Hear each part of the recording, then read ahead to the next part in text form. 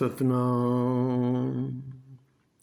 ਵਾਹਿਗੁਰੂ ਜੀ का खालसा, वाहिगुरु जी की फतेह। गुरु प्यारी साध संगत जी, आज गुरु नानक साहब की 7वीं जोत साहब श्री गुरु हर राय जी का पावन आगमन पुरब है, अवतार पुरब है। आज के दिन सन 1630 में गुरुदेव का जन्म कीरतपुर साहिब पंजाब में हुआ, जहाँ पर आज गुरुद्वारा शीश महल सुशोभित है। आप जी गुरु हरगोबिंद साहब जी छठे गुरु के पौत्र और उनके बड़े बेटे बाबा गुरदित्ता जी के बेटे थे। बाल उम्र से ही बड़े तेजस्वी और बड़े कोमल स्वभाव के गुरु हराय साहब जी थे। आपको वनस्पति से, जड़ी बूटियों से बहुत प्यार था, खोज थी आपकी बहुत जड़ी बूटियों की, और जानवरों का भी कभी वो शिकार मारते नहीं थे। घुड़सवारी के लिहाज से ज़रूर शिकार पे जाते थे, लेकिन जानवर को ज़िंदा पकड़कर, और बहुत बड़ा उन्होंने एक क्रिएट किया हुआ था ज़ू, जिसमें बड़े बड़े अच्छे जानवर वहाँ पर उन्होंने पाल रखे थे। आप जी बचपन में बड़ी सुंदर एक कथा आती है कि क्यारियों में टहल रहे थे अपने बगीचे में, तो एक फूल आपके लंबे चोले से टकरा के गिर टूट गया।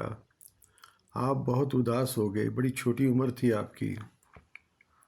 पास में से गुरुदेव पिता साहब श्री गुरु हरगोबिंद साहब जी गुजरे। उन्होंने देखा और पूछा, भी आप इतने उदास क्यों हैं बेटा? तो गुरुदेव हाथ जोड़कर बोले, गुरु हराय जी के पिताजी, गुरु पिताजी, दादाजी, मेरे चोले से अटक के ये फूल गिर गया है। ये कितना खिलखिला रहा था, डाली पे झूम रहा था, मेरी भूल की वजह से इस तरह टूट गया है। तो गुरुदेव साहब श्री गुरु हरगोबिंद साहब जी ने कुछ शब्दों में ही बहुत बड़ा ज्ञान बख्शिश किया। कहने लगे, बेटा लंबे चोले पाओ पहनो तो संभल के चलना चाहिए। लंबे चोले पहनो तो संभल के चलना चाहिए। भाव क्या है? अगर आपको परमेश्वर ने कोई ऊंची पदवी दी है, कोई मान सम्मान दिया है, कोई किसी चीज़ की आपको मलकियत मिली है, तो आपके स्वभाव में निम्रता और ज़्यादा होनी चाहिए। बहुत संभल के चलो, ताकि किसी को आपके द्वारा चोट ना पहुँचे, किसी का दिल ना दुखे। सबका दर्द बंटाते चलो, और अपने मान सम्मान के अहंकार में ऐसा ना हो किसी कमज़ोर का, किसी गरीब का, किसी असहाय का आप कुचल दो, उसकी भावनाओं को ठेस पहुँचाओ। तो इस सारा संदेश 2 शब्दों में गुरुदेव ने कृपा कर दी, और तमाम ज़िंदगी गुरु हराय साहब ने इसका पालन किया। बड़े कोमल वृत्ति थी आपकी, कोई युद्ध इन्होंने नहीं किया। 2200 घुड़सवार इनके पास हमेशा रहते थे, लेकिन परमेश्वर की ऐसी कृपा थी, गुरु हरगोबिंद साहब जी के वचन थे कि आपको कोई युद्ध नहीं करना पड़ेगा। लोग आपके चरणों में आके झुकेंगे। यहाँ तक कि एक बारी औरंगज़ेब के परिवार में से किसी को तकलीफ़ आई, तो उसके इलाज के लिए जब कहीं से उसका इलाज नहीं हुआ, तो औरंगज़ेब ने अपने कुछ लोगों को भेजा गुरु हरराय जी के पास, और गुरु हरराय जी ने बिना किसी भेदभाव के, मन में कोई ये विचार नहीं लाए कि ये अच्छा व्यक्ति नहीं है या इससे हमारा टकराव है, बल्कि योग जड़ी बूटियों की दवाई तैयार करके भेजी, और उस बालक को, उस व्यक्ति को आराम पहुंचा। तो ऐसा कोमल स्वभाव था गुरुदेव का, बड़ी निम्रता, बड़ा आनंदमय जीवन था इनका। एक दफ़े की और घटना याद आ रही है। मालवा देश पंजाब में आप जी विचरते हुए वहाँ पहुँचे तो एक उनका सेवक चौधरी कल्ला करके नाम आया है उसका, वो 2 मासूम बच्चों को, जो अनाथ बच्चे थे, उनको लेके आपकी शरण में आया और उनको सिखा दिया भाई गल्ला जी ने कि आपने इस तरह से पेश आना है गुरुदेव के सामने। जैसे गुरुदेव सामने आए, उनको नमस्कार करके अपना पेट पे हाथ मारना है। तो ऐसा इन दोनों बच्चों ने किया, क्योंकि उनके माता पिता नहीं थे संसार में, बच्चे संसारिक दृष्टि से अनाथ थे। तो भाई कल्ला जी से पूछा गुरुदेव ने कि बच्चे कौन हैं, इस तरह पेट क्यों खटखटा रहे हैं, पाँव में जूता नहीं है, कपड़े भी पूरे ठीक नहीं हैं, ऐसा क्यों है? कहते महाराज भूखे हैं,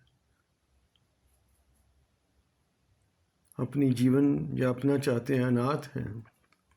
गुरुदेव अंतर ध्यान हो गए और बड़ी कृपा दृष्टि डाली उन बच्चों पे, कहने लगे कल्ला तू कहता है ये बच्चे अनाथ हैं, ये कईयों का सहारा बनेंगे।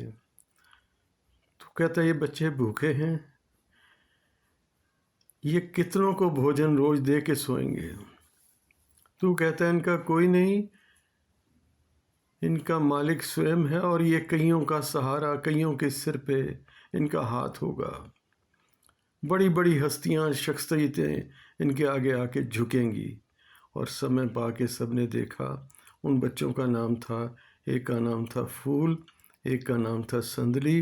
वो बाद में चल के उनकी वंश चला और फूल और संदली नाम की वंश में ये नाभा पंजाब में जो है बड़ी रिच स्टेट है, और पटियाला, ये दोनों स्टेट्स के बच्चे मालिक हुए। और आज तक भी इन दोनों स्टेट्स का पंजाब में बड़ी अहमियत है। वहाँ के राजा बड़े तेजस्वी प्रतापी राजा हुए हैं दोनों स्टेट्स के। तो ऐसे थे गुरु हर राय साहब जी, जिनकी अपार अपार बख्शिशें थी। तो आज उनका पावन जन्म दिवस मनाते हुए समूह संसार भर की मानवता को आज के दिन की बहुत बहुत बधाई। आज के दिन से हम भी ये शिक्षा लें कि जितना मान सम्मान हमको मिलता है, उतने हम और झुक के चलें और निम्रता में रहें। जिस पेड़ को फल लगते हैं ना, वो झुक जाता है। अपनी दौलत का, अपनी पदवी का, अपने मान सम्मान का अहंकार ना करें। अगर हमें कोई सत्कार मिला है या कोई ऊंची पदवी मिली है, तो हम सबका दिल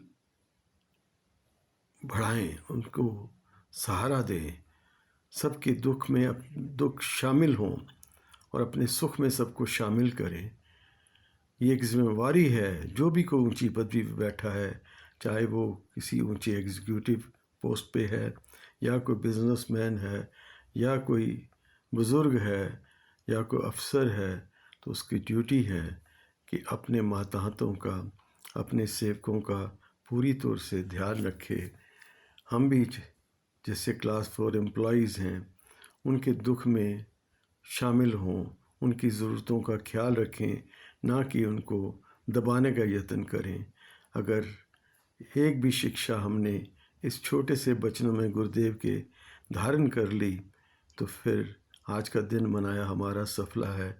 जैसा कि बाबा बुल्ले शाह के कुछ शब्द मेरे सामने आ रहे हैं, महान सूफ़ी संत बाबा बुल्ले शाह जी कहते, किसे भुखे नूं रजाया ही ते 10 खां, किसे रोंदे नूं हसाया ही ते 10 खां, किसे डिगे नूं उठाया ही ते 10 खां, किसे जख्मी दा फट तू नहीं उसीता, खाली फेरी तस्बी कख नहीं हो कीता, खाली फेरी तस्बी कख नहीं हो कीता। अगर तूने किसी रोते को हंसाया नहीं, किसी भूखे को रोटी नहीं खिलाई, किसी दुखी का दर्द नहीं बांटा, तो फिर तूने अगर क्या फ़र्क पड़ता है अगर जाके 5 वक्त नमाज भी पढ़ ली, मंदिर में जाके आरती भी कर ली, गुरुद्वारे में जाके कीर्तन भी सुन लिया, और किसी गरीब का, किसी मज़लूम का, किसी बेसहारा का सहारा तुम नहीं बने, तो ये सब क्रियाएं किसी काम की नहीं हैं। तो आइए इस उपदेश से हम कुछ जीवन में धारण करने का यत्न करें, कुछ प्राप्ति करें इस शुभ संदेश से, और गुरुदेव की सच्ची श्रद्धा गुरु हरगोबिंद साहब जी के प्रति, गुरु हरराय साहब जी के प्रति यही होगी कि लंबे चोले पाइए तो संभल के चलना चाहिए। असीस रूपी फतेह के जाओ जी। वाहिगुरु जी का खालसा, वाहिगुरु जी की फतेह।